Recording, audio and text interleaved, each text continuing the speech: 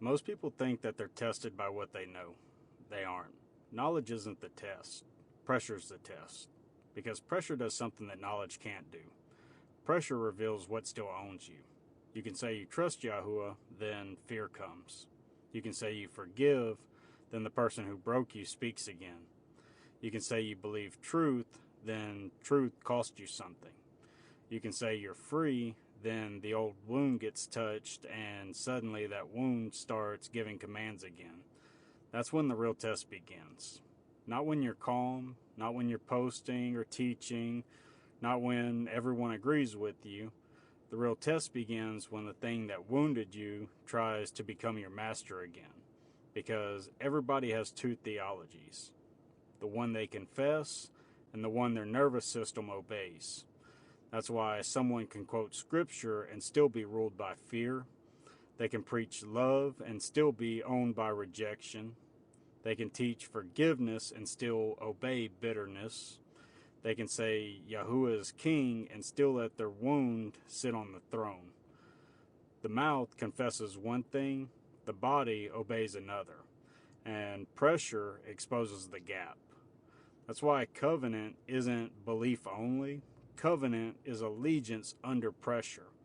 Anyone can agree with truth when it costs nothing. Anyone can say the right words when nobody's touching the wound. And anyone can look stable when the old master is quiet. But the covenant waits.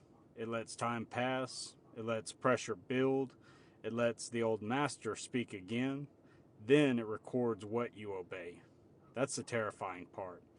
The test isn't what you felt. The test is what you obeyed.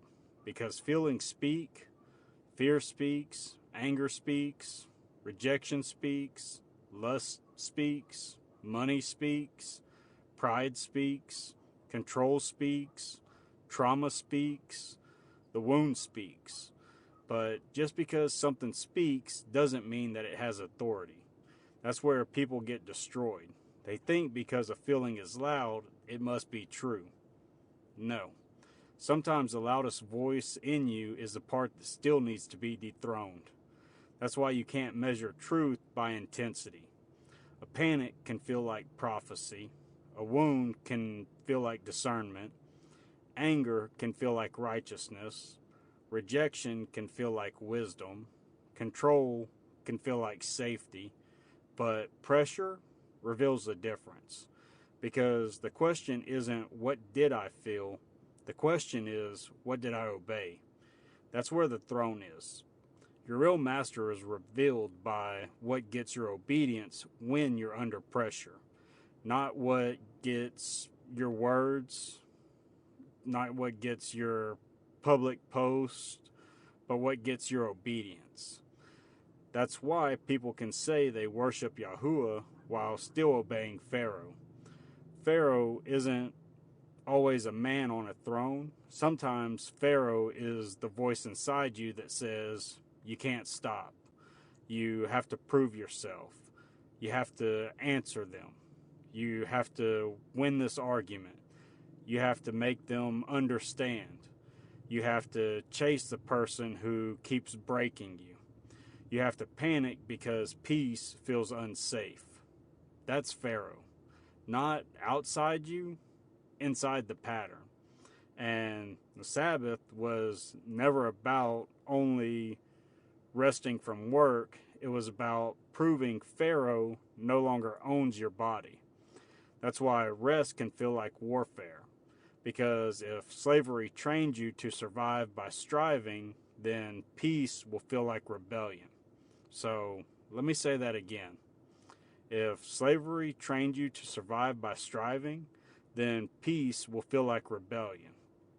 That's why some people don't know what to do when life gets quiet. They call it boredom. Sometimes it's withdrawal from chaos, withdrawal from panic, withdrawal from being needed, withdrawal from proving, withdrawal from the wound. Some people aren't afraid of failure, they're afraid of peace. Because peace would require them to stop obeying the thing that gave them identity. That's why Yahuwah doesn't just test what you believe, he tests what owns you. And he does it by letting pressure expose the throne. Look at Yahusha. Yahusha wasn't tested in theory, he was tested in hunger, he was tested in rejection, betrayal, and pain, and he was tested when he could have escaped. He was tested when he could have called for deliverance. He was tested when his own body wanted another way. And what came out? Not my will, but yours be done. That's covenant. Not information, not emotion, not religious performance. Obedience when the body is screaming for another way. That's the standard. Not because suffering is holy by itself. Suffering can break people. Pain can twist people. Fire can destroy people. But when covenant survives the fire becomes a witness. Because fire doesn't create truth. Fire reveals what was real. Gold doesn't become gold in the furnace. Gold is revealed in the furnace. The flame only exposes what can't remain.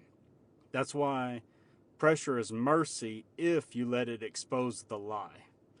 Pressure shows you what still owns you before it kills you. It shows you the old master before the old master ruins the next season.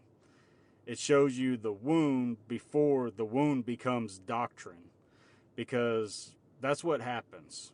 People get wounded, they then build theology around the wound.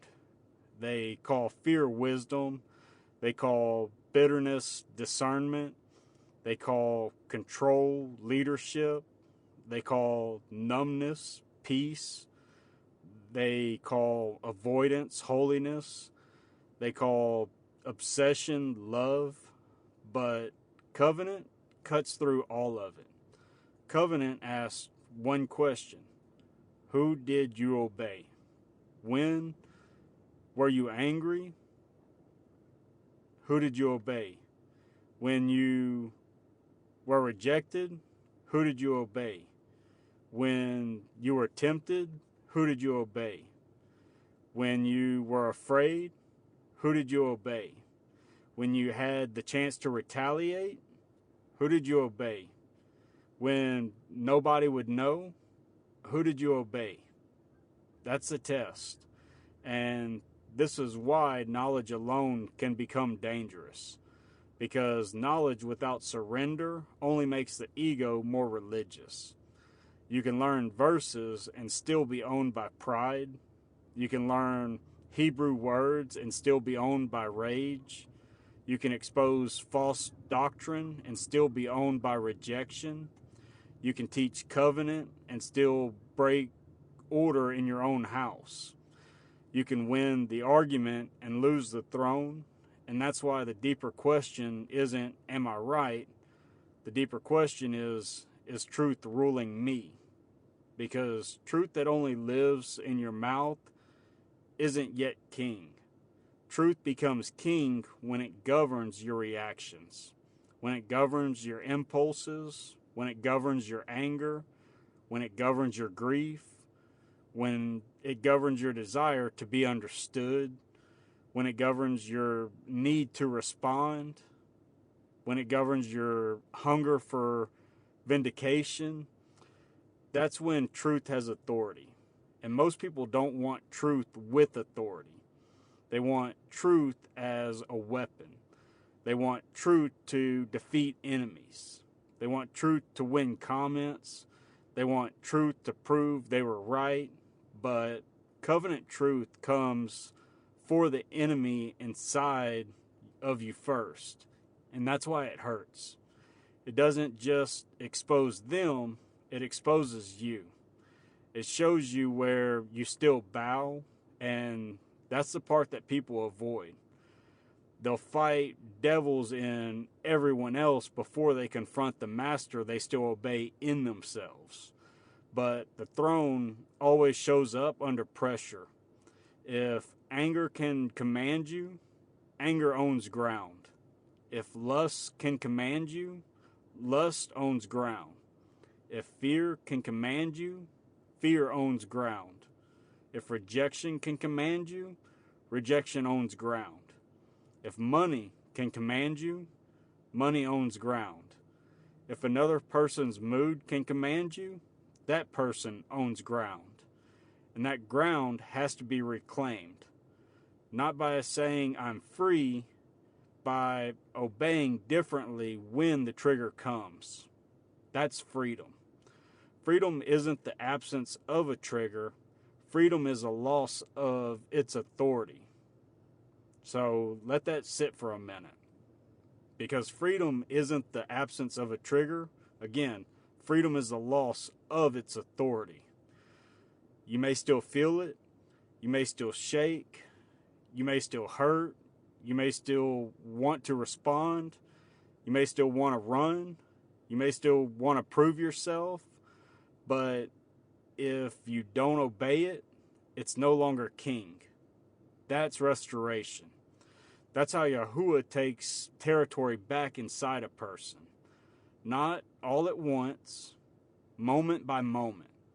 Obedience by obedience, trigger by trigger, pressure by pressure, until the thing that used to command you can still speak, but it can't rule.